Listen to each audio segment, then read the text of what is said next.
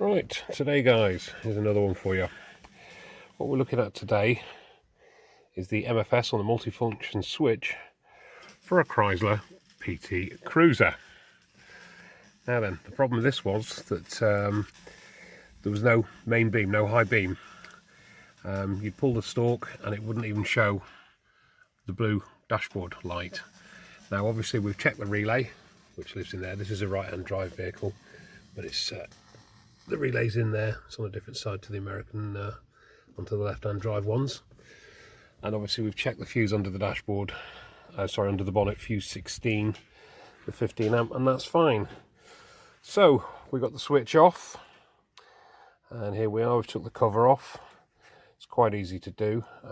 Just make sure you've got it upright like this, so nothing comes flying out. And what happens, or what should happen, let me just pop this back in and show you. It's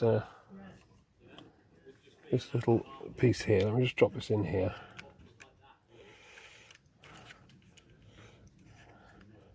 Right, let's drop this in here.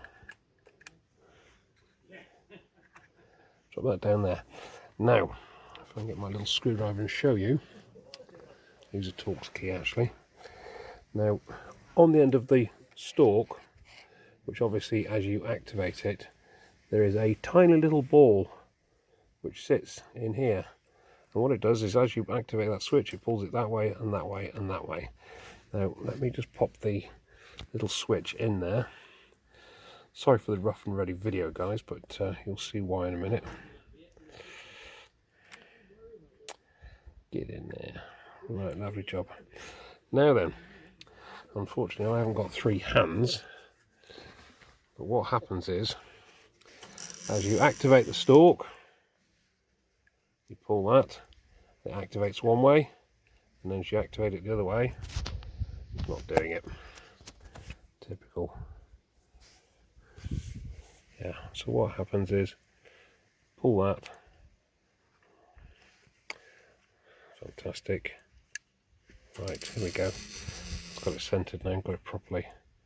As you pull this, it activates, and it's not, because I need to put a bit of pressure on here, obviously, as you know, as if the lid was closed.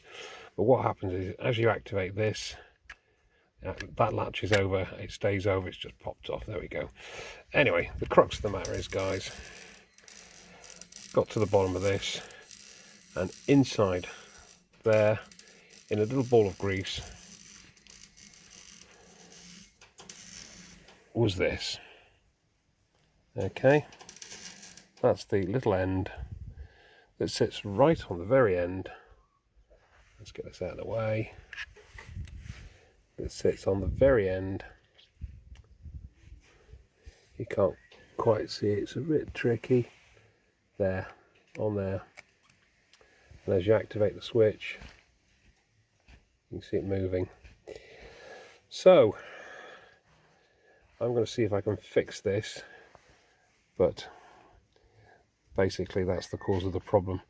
And the symptoms are, you'll activate the high beam switch and you will have no blue light on the dashboard and obviously no high beam.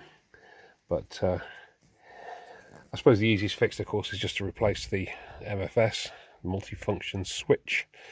But like I say, I'm going to have a go at fixing this and see if I can do something with it.